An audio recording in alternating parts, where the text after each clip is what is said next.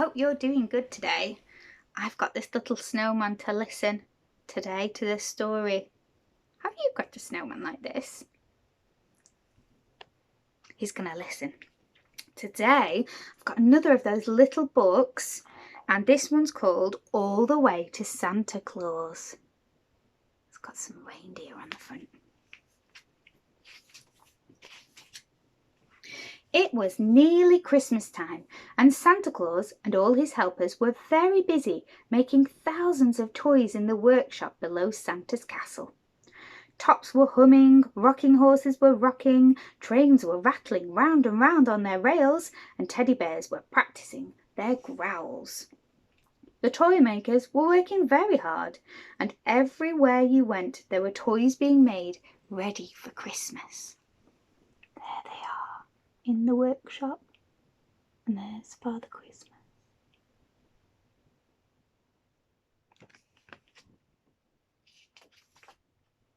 Now, one of the little workers was a brownie called Slick. He was the one that taught the jack-in-the-boxes to pop up on their springs and make people jump. Nobody liked him very much. He didn't always tell the truth, and he liked nothing better than to play tricks on people. "I don't trust him," said one brownie to another, "and I wish he would go away." But Santa Claus overheard and told the brownies not to be nasty. Little did Santa know that Slick was planning a very nasty trick indeed.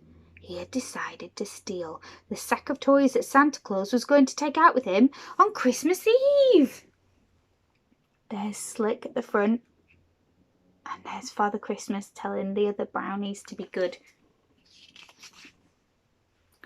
Now, this sack was a magic sack. It looked as if it could only hold a few hundred toys, but really it could hold as many toys as Santa needed to give away on Christmas Eve. Slick had asked Mr. Hessian, who made a new sack for Santa every year, how he managed to fit all the toys into one sack. There he is, sewing the sack. "It's easy," said Mr. Hessian, who was busy sewing some magic into every stitch. "On Christmas Eve, Santa blows a whistle and all the toys come to life. Then they march out of their different toy rooms in a long line and walk straight into the sack. It doesn't matter how many there are, they can still all fit in, and then Santa Claus ties up the neck of the sack and goes off with it on his sledge." That was all Slick wanted to know. Now he knew just what to do.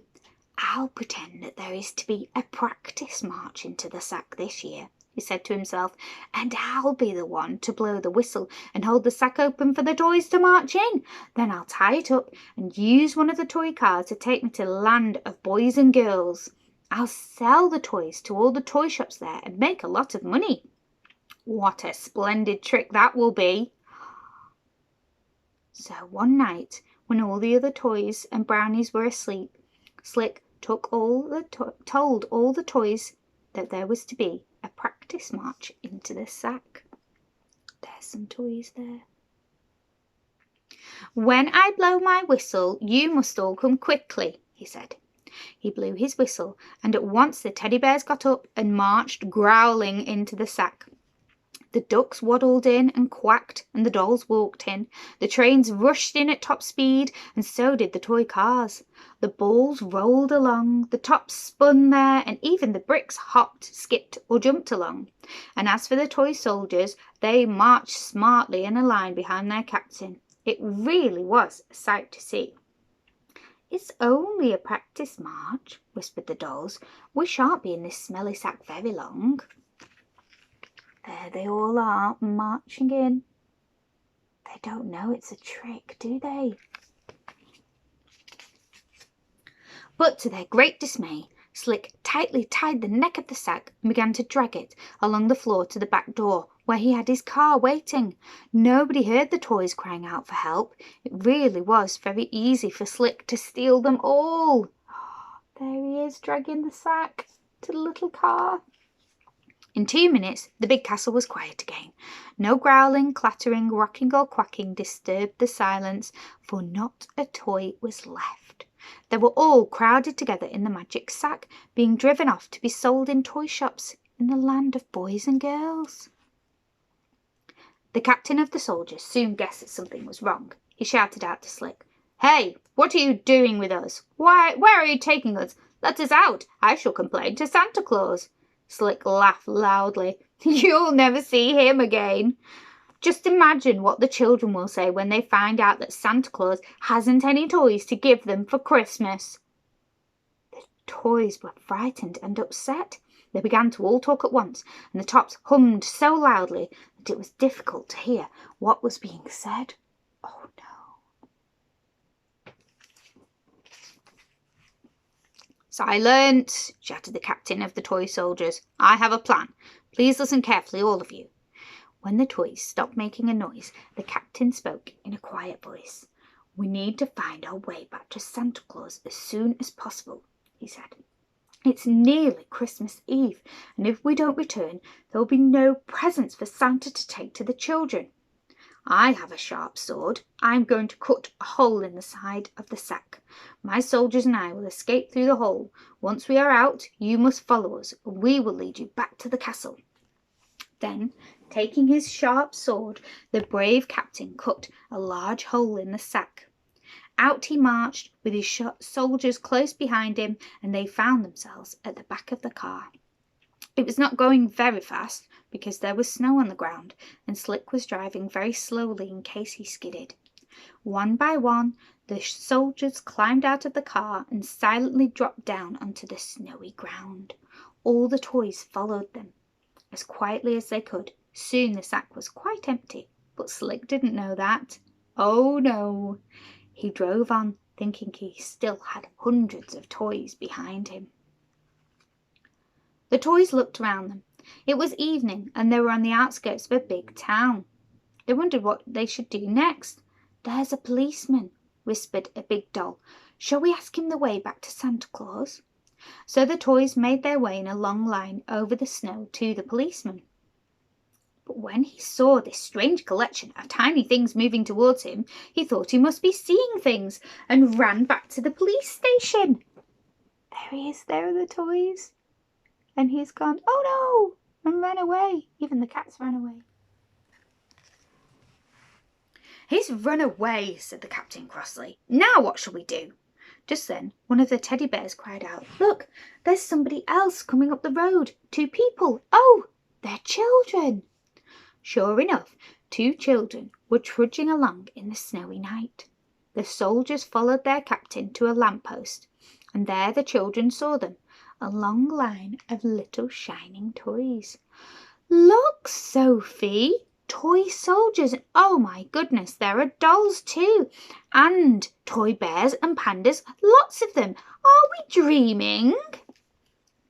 "We must be, James," said Sophie, "but it's a lovely dream. Listen, this toy soldier is speaking to us." "Do you know the way to Santa's castle?" the captain was asking in a high squeaky voice. "Someone stole us away from there tonight, and we want to go back." Well, of course, Sophie and James made the same answer that you would have made. "We don't know. We know he lives in a castle somewhere in a snowy land where reindeer live, but we couldn't possibly tell you the way." "Oh dear, what are we going to do? We really must get back," said a big doll. "It's almost Christmas time, and we're the toys that Santa Claus puts in children's stockings. We're not shop toys, you know." "Perhaps a reindeer could tell us the way," said the captain. "All reindeer know the way to the land of Santa Claus. Do you have a pet reindeer we could ask?" "Do you?" There they are talking to the toys. I think that must be James. And this one's Sophie.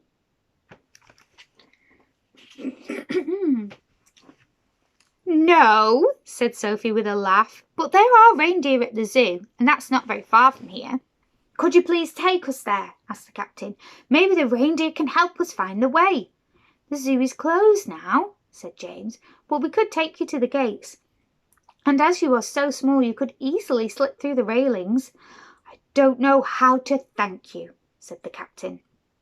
"I shall tell Santa Claus all about you when we get back. I will ask him to bring you some special toys this Christmas as a reward for your help." "What are your names?" asked the big doll as they walked down the street through the snow. "I'm James, and this is my sister Sophie," said James. "This is a funny thing to happen. I wonder if I am still dreaming." After some time they came to the gates of the big zoo, and the toys slipped through the railings. They called goodbye to Sophie and James and went into the dark zoo. So there they are coming up to the zoo, and here they are going through the railings. They heard a wolf howling, and they heard owls hooting, and then they smelt the familiar smell of reindeer. The captain sniffed hard. "I can smell them," he said. "Their house must be somewhere along here. Come along." So through the zoo, along the snowy paths, went a long, long line of toys, much to the surprise of the zoo animals. At last the toys came to the reindeer house. The reindeer were fast asleep. There were 2 of them, and the captain gently prodded them until they woke up with a jump. "Who's that?" said one reindeer. "Excuse me, please, reindeer, but do you know where Santa Claus lives?" asked the captain. "Of course," said the reindeer. "I used to live not far from his castle, and always hoped I'd be chosen to draw his sledge at Christmas, but I never was. I even practiced galloping through the sky, like his sledge reindeer do, but I wasn't fast enough. Why do you want to know?" There they are talking to the reindeer.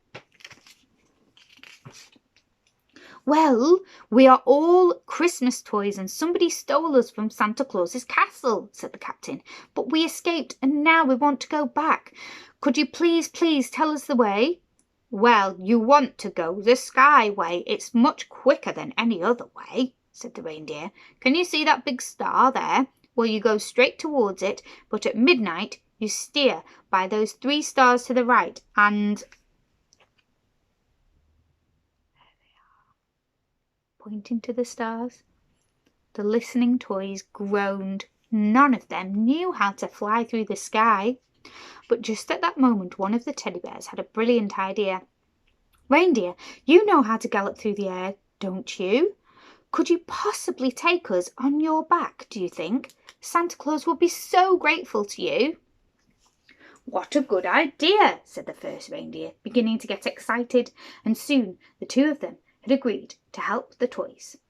First the reindeer had to remember the spell that was used for galloping in the sky, and then they decided it would be wise to practice for a first bit, as neither of them had flown for many years. As they muttered the magic words, the reindeer began to rise up and into the air, while all the toys watched from below. They flew round and round, practicing, and it wasn't long before they felt confident enough to land and pick up the toys. One of the zookeepers looked up and saw the reindeer in the sky, but he didn't believe what he was seeing. "Must be something wrong with my eyes," he said, shaking his head. "Reindeer in the sky, indeed. Well, I'll be believing in Santa Claus next." Chuckling, he went back to his office and didn't do anything about them at all, which was a very good thing. Gently, the reindeer glided to a halt in front of the toys. "All aboard," they said, and the toys climbed onto the reindeer's backs. Not only onto their backs, but on their necks and noses and even their tails. There were so many toys, you see. There they are. Can you see how many toys are on their backs? Goodness. So many. They all managed to get on at last, and then off they went. It was so exciting to be galloping through the sky. The toys had to hang on tightly because the reindeer went so fast. They flew high over snow-covered fields and villages, and at last they arrived at the castle of Santa Claus. The reindeer stamped up the steps, puffing and blowing and feeling very important. The castle door opened, and down the steps came Santa Claus. All of his workers followed him, looking very surprised. They were so pleased to see that all the toys had come back. "Where have you been, toys?" cried Santa. "Who are these fine reindeer?" The toys crowded round Santa, all trying to speak at once. "Shh," said Santa, laughing. "One at a time. I can't understand what you are saying." The captain of the toy shoulders stepped forward and told Santa Claus all about their adventure. There was such an excited humming and squeaking and growling all around that Santa Claus could hardly hear. "That naughty Slick!" he cried. "But he'll be sorry when he realizes that he's stuck in the land of girls and boys. I shall only let him back when he's mended his wicked ways. Now, I must reward Sophie and James and these 2 reindeer. What reward would you like?" There he is talking to the captain. "Oh, please, Santa Claus, may we help to draw your sledge on Christmas Eve?" asked the reindeer. "We could gallop here from the zoo." "All right," said Santa Claus. "Come along here on Christmas night at 8 o'clock so that I can get you ready. And now, what about these children, Sophie and James? I'd better take them some extra special presents, I think. Where do they live, Captain?" Well, would you believe it? Nobody knew. "I forgot to ask their address," said the captain, "and I don't know their surnames either. Oh dear, how will you reward James and Sophie now, Santa Claus?" "I'll have to look in my special Christmas book for all the children named Sophie and James," said Santa Claus, "and leave all of them something extra special. That's the only thing I can do. Now come along to bed, all of you. You must be very tired." They've got to go to bed now. Well, that was the story of how all the Christmas toys were stolen and how they got safely back to Santa Claus. I hope your name is Sophie or James, because if it is, you'll be very lucky this year, won't you? I hope you like that one. Have a lovely day.